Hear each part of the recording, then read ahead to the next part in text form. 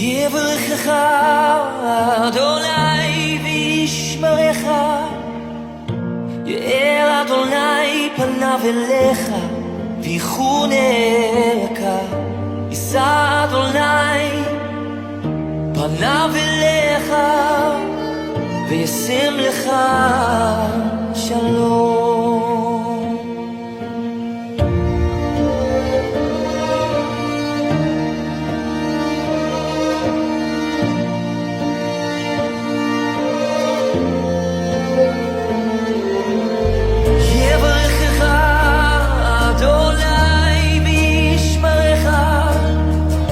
יאר אדוני פניו אליך ויחונך, יישא אדוני פניו אליך וישם לך שלום.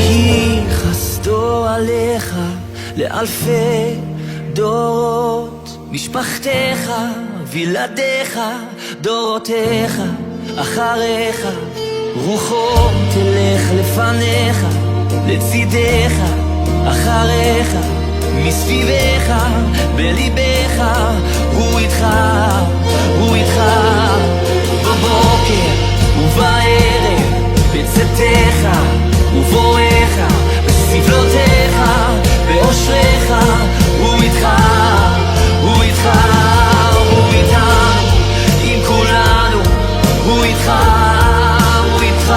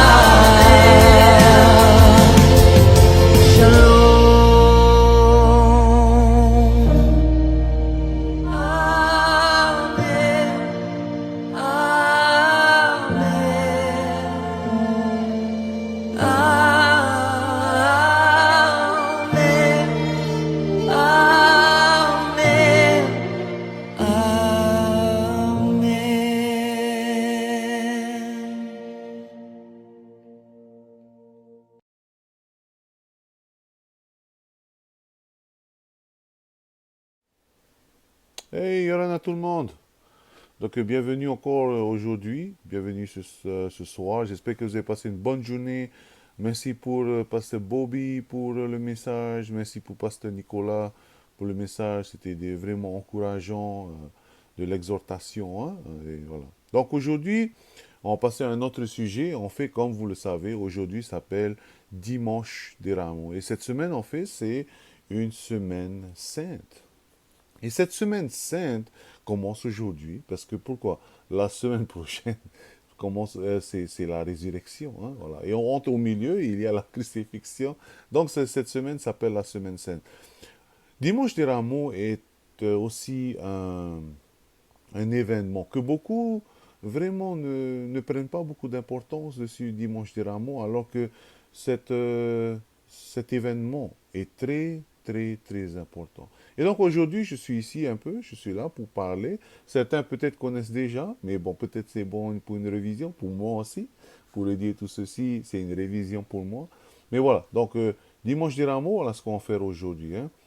Euh, Avant de ceci, commençons par une prière, hein, voilà. Seigneur mon Dieu Tout-Puissant, je te remercie encore pour ta grâce et merci de nous avoir réunis encore ce soir, un jour spécial qui nous rappelle encore ton entrée euh, triomphant comme notre roi.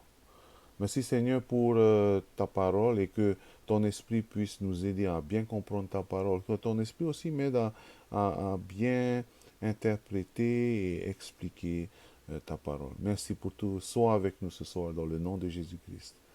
Amen. Donc voilà, hein, dimanche des Rameaux, notre lecture sera sur Jean chapitre 12, verset 12 à 16, hein. Jean chapitre 12, verset 12 à 16. Le lendemain, une foule nombreuse de gens venus à la fête, ayant entendu dire que Jésus se rendait à Jérusalem, prirent des branches de palmier et allèrent au-devant de lui en criant Hosanna. Béni soit celui qui vient au nom du Seigneur, le roi d'Israël. Jésus trouva un ânon et s'assit dessus, selon ce qui est écrit. Ne crains point, fille de Sion, voici ton roi vient, assis sur le petit d'une ânesse. Ses disciples ne comprirent pas d'abord ces choses, mais lorsque Jésus eut été glorifié, ils se souvenirent qu'elles étaient écrites de lui et qu'il les avait été accomplis à son égard. Donc, qu'est-ce que ça veut dire déjà? Une chose, c'est que beaucoup de personnes étaient là pour l'attendre avec des palmiers, des branches de palmiers.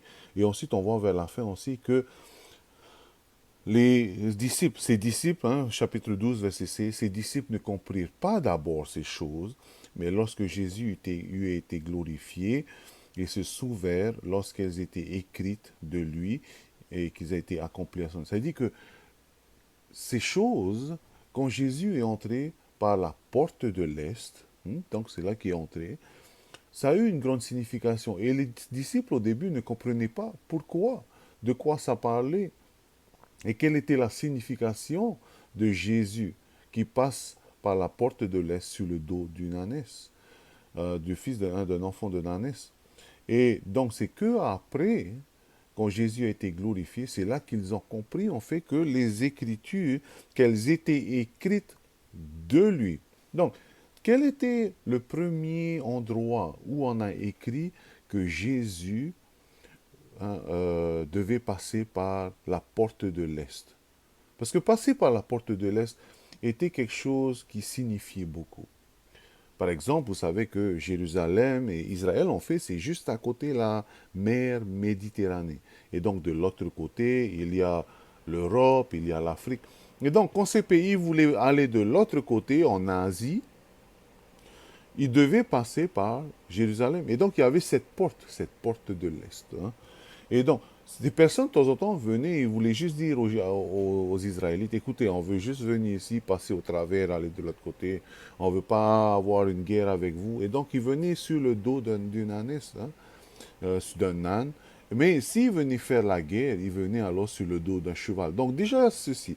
Mais ceci encore, il y avait, on peut voir je crois, dans un chronique, c'est là qu'on faisait passer. Quand quelqu'un est devenu roi d'Israël, on le faisait tourner autour de Jérusalem sur le dos d'une ânesse et on le faisait rentrer encore dedans la porte de l'Est. Par exemple, Salomon, c'est comme ceci que David, son papa, a dit, voilà, votre nouveau roi. Et donc, il l'a fait monter sur le dos d'un âne et ensuite l'a fait le tour et ensuite l'a fait revenir par la porte de l'Est. Donc Jésus, en venant au travers de la porte de l'Est, sur le dos d'un âne, montrait aussi qu'il était le roi.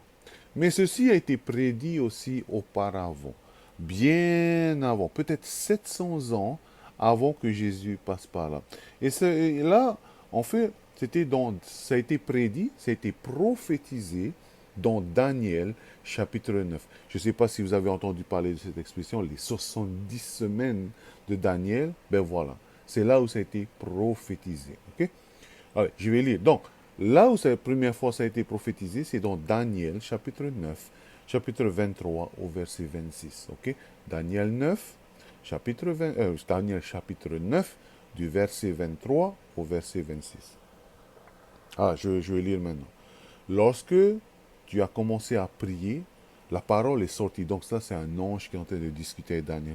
Et je viens te l'annoncer, car tu es un bien-aimé.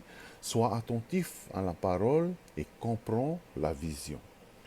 70 semaines ont été fixées sur ton peuple et sur ta ville sainte pour faire cesser les transgressions et mettre fin au péché, pour expier l'iniquité et amener la justice éternelle, pour sceller la vision et le prophète et pour oindre le saint des saints. Donc, l'ange est en train de dire, Dieu a mis 70 semaines comme une vision, une prophétie, et à la fin de ces 70 semaines, c'est là en fait que tous les péchés du monde vont être lavés, expiés. On continue dans Daniel chapitre 9, verset 25. Sachez-le donc et comprends.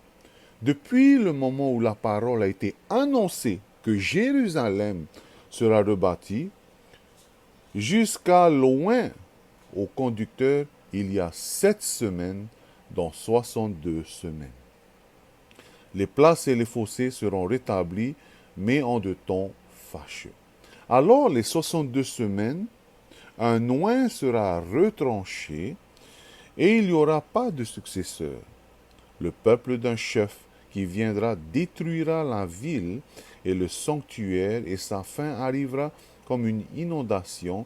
Il est arrêté que la dévastation durera jusqu'au terme de la guerre. Je relis encore. Sache que, du verset 25, sache-le donc et comprends, depuis le temps où la parole a été annoncée que Jérusalem sera rebâtie, jusqu'à loin au conducteur, il y a 7 semaines, dans 62 semaines. Qu'est-ce que ça veut dire? Donc, quand on parle de prophétie, souvent, chaque jour représente un an. Ok? Par exemple, on peut voir dans Ézéchiel chapitre 4, verset 6, « Quand tu auras achevé ces jours, couche-toi sur le côté, et tu porteras l'iniquité dans la maison et de Juda. Pendant 40 jours, je t'impose un jour pour chaque année. » Ok? Voilà. Donc maintenant, l'ange est en train de dire à Daniel, voilà, il y aura 70 semaines. Mais avant ceci, à partir là où on va annoncer la reconstruction de Jérusalem, où sera rebâti, il y aura alors 69 semaines. À partir de là où on va mettre le décret pour la reconstruction de Jérusalem, les portes de Jérusalem, là, on peut commencer à compter 69 semaines. Donc, quand on regarde 69 semaines, je prends ma calculatrice. Voilà. Et du coup, je suis un matheux. Voilà. Donc, on compte 69 semaines. 69 semaines.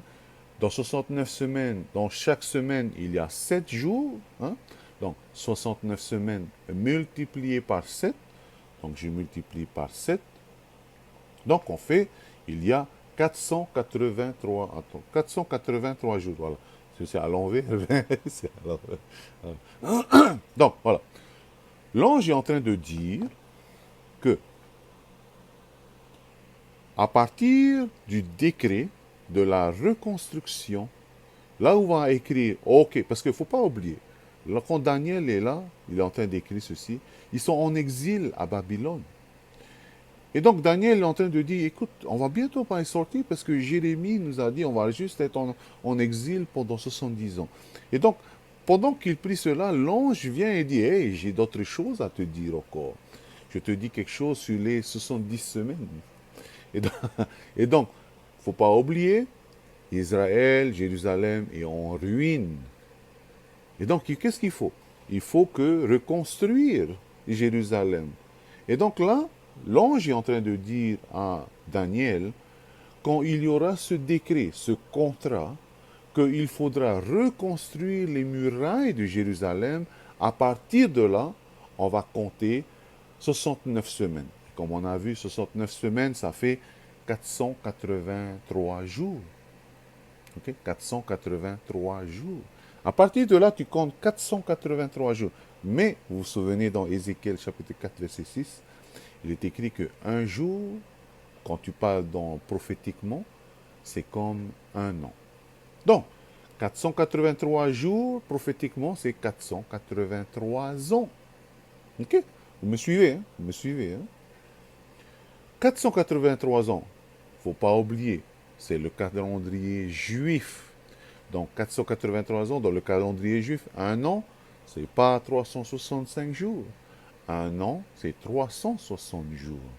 Donc, quand l'ange est en train de dire, à partir du contrat, où on va vous dire, il faut que vous allez reconstruire Jérusalem, les murs de Jérusalem, comptez 483 ans, ça fait combien de jours alors? 483 multiplié par 360 jours, ce qui fait, c'est à l'envers, désolé, 173 880 jours. 173 880 jours. Voilà. Donc, encore, je répète, l'ange est en train de dire à Daniel, vous êtes en exil, maintenant j'ai une autre vision pour vous. Vous allez voir que après les 62 semaines, les 7 et 62 semaines, un loin sera retranché. Qui est loin? Loin, c'est le Messie, hein, c'est Jésus. Donc, qu'est-ce que ça veut dire? Après les 69, à partir du décret, du contrat, on va dire, ok, c'est bon, vous pouvez reconstruire les murailles de Jérusalem. À partir de cela, compte 69 semaines. Donc, on a calculé 69 semaines, qui fait 483 jours. Un jour, c'est comme un an. C'est comme 173 880. Donc, qu'est-ce qui s'est passé? D'abord, quand est-ce qu'on a mis le décret de la reconstruction des murs de Jérusalem? On peut lire ceci dans Néhémie aussi. En fait, historiquement, c'est dans l'histoire de l'Iran. Hein, l'histoire de l'Iran. En fait, c'est le 14 mars 445 ans avant Jésus-Christ. Donc, 445 ans, le 14 mars 445 avant Jésus-Christ, que le décret a été signé pour la reconstruction de murs de Jérusalem. Donc, du 445, le 14 mars, 445 ans avant Jésus-Christ, et là on va commencer, 173 880 jours. Qu'est-ce qui se passe après? Le 29 mars 30, dans l'année 33, c'est là où Jésus entre dans les murs, dans la porte de l'Est, triomphant comme un roi. Donc, déjà là, voici la signification que Dimanche des Rameaux est un jour très important dans la Bible, bibliquement parlant, parce que c'est là où Jésus est aussi annoncé comme roi. Mais le problème, c'est que vous allez voir après, Jésus monte et commence à pleurer. Pourquoi? Parce que personne n'a compris. Personne n'a compris que il est venu triomphant. Les pharisiens, eux qui étaient docteurs de la loi, qui étudiaient la loi, eux ont raté la venue de leur roi. Et donc Jésus, on voit après qu'il entre, il va en haut et il commence à pleurer. Il dit, vous avez raté la venue de votre roi. Voilà. Mais bon, bien sûr, notre consolation, c'est qu'il reviendra encore. Il reviendra. Donc, c'est là la première prophétie, on fait, quand Jésus entre par la porte de l'Est. Okay? Maintenant, on revient encore au moment où Jésus entre par la porte de l'Est. On se dit maintenant, il y a beaucoup de gens aussi. Et il faut savoir que dans la tradition juive, maintenant aussi commence la fête de la Pâque. Vous savez qu'est-ce que c'est la Pâque, hein? La Pâque, c'est quand Israël est sorti et en fait quand l'ange de la mort est passé au-dessus des maisons qui ont eu en fait la marque du sang sur leur porte, hein. Voilà. Et donc, ça, c'est une fête, c'est la fête de Pâques. Et donc, la fête de Pâques commence cette semaine aussi. Maintenant, la fête de Pâques, comme il est écrit ici, à cette fête, hein, à cette fête, c'est quoi? C'est cette fête de Pâques. Qu'est-ce qui se passe? Quand on voit la tradition juive, dans les premiers juifs, en fait, les prêtres, principaux sacrificateurs, allaient dans un endroit, dans une ville, pour chercher un agneau aussi. Parce que durant la fête de Pâques, les gens venaient et offraient leur animal pour effacer ou couvrir le péché de leur famille. Mais les prêtres avaient aussi un agneau sans tache pour couvrir les péchés d'Israël. Okay? Et donc, les principaux sacrificateurs allaient alors dans cette ville qui s'appelle Bethléem, hein, Bethléem qui s'appelle Beth qui est la maison, Lechem le pain. Donc ils allaient dans la maison de pain, dans cette ville qui s'appelle Bethléem, parce qu'en fait la terre c'était très spécial, l'herbe. Et donc c'était là-bas qu'il y avait de bons agneaux et purs, et sans tache, hein. Donc les gens aussi attendaient cet agneau qui venait. Et donc ils étaient là à attendre aussi cet agneau. Et personne ne passait par la porte de l'Est pour entrer à Jérusalem parce que tout le monde attendait cet agneau pour venir. Et donc, quand les principaux sacrificateurs allaient à Bethléem et trouvaient l'agneau, ils regardaient derrière les oreilles, ils regardaient les dents. Il fallait que cet agneau soit pur et sans tache. Et donc, en venant maintenant, en passant par la porte de l'Est, la tradition dit qu'ils devaient porter l'agneau sur leur dos, sur leurs épaules. Il ne faut plus que cet agneau touche le sol. Maintenant, on comprend pourquoi Jésus devait monter sur le dos d'une ânesse pour ne pas toucher le sol. Mais regardez bien. Les Juifs attendaient cet agneau. Cet agneau, pour eux, va couvrir leurs péchés pendant 1 an encore.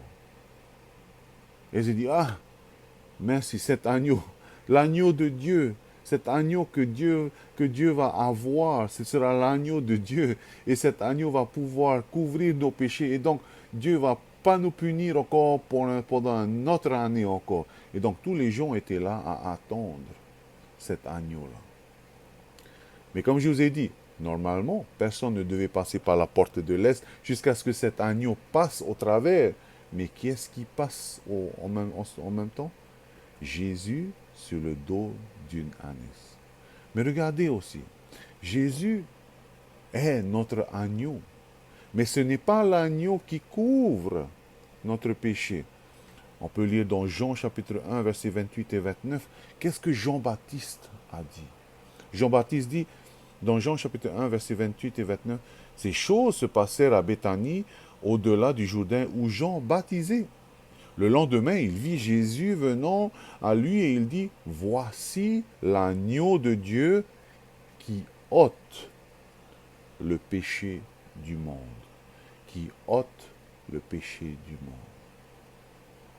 Cet agneau que Dieu a pourvu pour nous, cet agneau que Dieu a donné pour nous, ne va pas couvrir le péché, mais il va ôter le péché. Et il ne va pas juste couvrir le péché d'Israël, il va ôter le péché du monde. Donc Jésus, en passant par la porte de l'Est, veut aussi dire qu'il est l'agneau qui ôte le péché du monde. Et vous savez, comme je vous ai dit, cet agneau a été bien examiné. On regarde les oreilles, on regarde les dents, etc. Il a été examiné. Ensuite, qu'est-ce que le principal sacrificateur fait? Après avoir nettoyé l'agneau, etc., il nettoie ses mains et il place avec le grand sacrificateur prêt pour le sacrifice. Jésus, quand il est passé devant Pilate, qu'est-ce que Pilate a dit? Je ne trouve aucun défaut en lui. Jésus a été examiné par les non-juifs, par les païens, et même eux, ils ont dit, je ne trouve rien de mauvais en lui. Jésus, pareil, a été examiné, et qu'est-ce que Pilate fait? Il nettoie ses mains. À vous maintenant. Voilà. Deuxième chose. Et enfin, je vais juste terminer maintenant. Vous savez, la porte de l'Est, comme je vous ai dit, est un endroit qui signifie beaucoup de choses.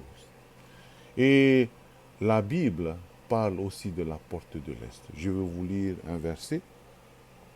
Attendez, il faut que je trouve ce verset. Ce verset, en fait, dit que Jésus reviendra. Ok? Commençons par lire dans Ézéchiel chapitre 44, verset 2. Ézéchiel chapitre 44, verset 2. Et l'Éternel me dit, cette porte, donc la porte de l'Est, sera fermée. Elle ne s'ouvrira point et personne n'y passera car l'Éternel, le Dieu d'Israël, est entré. Voilà. Donc en fait, qu'est-ce qui se passe? Dans l'an 1500 et quelques, les musulmans ont pris le contrôle de Jérusalem. Et donc c'est pour cela qu'aujourd'hui, c'est écrit en arabe là-bas, les Palestiniens sont là-bas. Donc les Ottomans ont pris le contrôle. Et donc les Ottomans, ils ont aussi vu les prophéties juives. Et qu'est-ce qu'ils se sont dit? Ils ont lu les prophéties juives et ils se sont dit, ils ont entendu parler d'un certain Messie qui va revenir au travers de la porte de l'Est et lui sera déclaré roi. Et donc, les musulmans, ou les Ottomans, les Ottomans se sont dit, on va pas faire ça. Non. Vous savez qu'est-ce qu'on va faire? On va cimenter la porte de l'Est. Donc, en fait, c'est en 1541, le sultan Suleiman, en 1541, a cimenté et bloqué la porte de l'Est. Et là, il s'est dit, ça y est, maintenant que j'ai bloqué la porte de l'Est, le Messie ne pourra plus passer. Mais en fait, il ne savait pas. Dieu est au contrôle de tout. Dieu est au contrôle de tout. Et en faisant cela, en fait, il accomplissait la prophétie, comme je viens de lire dans Ézéchiel chapitre 44, verset 2. Et l'Éternel me dit, cette porte sera fermée. Elle ne s'ouvrira point et personne n'y passera, car l'Éternel, le Dieu d'Israël, est entré par là, elle restera fermée. Donc, ce sultan Suleiman, qui voulait se dire, ah non, je ne veux pas faire passer ce Messie, je ne veux pas entendre parler de ce Messie qui vient, qui va être déclaré roi. Vous savez ce que je vais faire? Je vais cimenter et sceller cette porte de l'Est comme ça, il ne sera jamais déclaré roi. Mais la Bible dit dans Ézéchiel, maintenant que le Messie est passé, je vais sceller cette porte et personne ne pourra y passer jusqu'à ce que le Messie revienne. Donc en fait, le sultan, il a accompli la promesse en essayant de ne pas faire accomplir la promesse. Est-ce qu'on voit notre Dieu est très grand, hein? Il a le contrôle de tout, vraiment. Hein? Il est souverain. Et donc voilà un peu la signification. Il ne faut pas oublier que dans Zacharie chapitre 14, verset 4, qu'est-ce qui est écrit? Quand Jésus reviendra, il va poser ses pieds sur le mont des Oliviers qui fait face à cette porte de l'Est jusqu'au temple. Et en fait, qu'est-ce qui va se passer? La terre va se séparer en deux. Et il va passer au travers. Et là, il sera déclaré le roi des rois par les Juifs. Par exemple, parce que là maintenant, les Juifs ne reconnaissent pas beaucoup. Hein. Il y en a des Juifs qui le font, mais pas vraiment tous les Juifs. Qui croient que Jésus, en fait, ce n'est pas leur Messie. Et beaucoup de Juifs orthodoxes sont toujours là à attendre le Messie.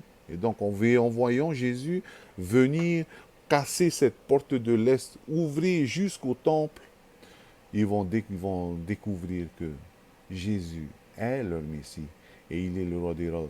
Il est écrit dans Apocalypse chapitre 1, versets 7 et 8, que quand Jésus va venir, tous ceux qui l'ont transpercé le verront. Et eux aussi vont s'agenouiller. Tous ceux qui ont transpercé, les Juifs, hein. Je ne dis pas tous les Israélites, mais les Juifs. Hein. Voilà un peu une petite histoire, une petite étude sur Dimanche des Rameaux et sur la porte de l'Est. Voilà. Dites-moi si c'était un peu clair. J'espère que ça a éclairci un peu, que ça a donné un peu quelques couleurs. Ok? Merci pour tout. Je vous souhaite une bonne soirée. Je vais terminer par une prière et que Dieu vous bénisse. Alors, Seigneur mon Dieu Tout-Puissant, merci pour ta grâce, merci pour ta bonté. Nous savons que tu es le roi des rois, le Seigneur des seigneurs et que tu reviens. Gloire et honneur te sont rendus. Bénis le reste de cette soirée et merci pour tout. Dans le nom de Jésus-Christ. Amen. Dieu bénisse.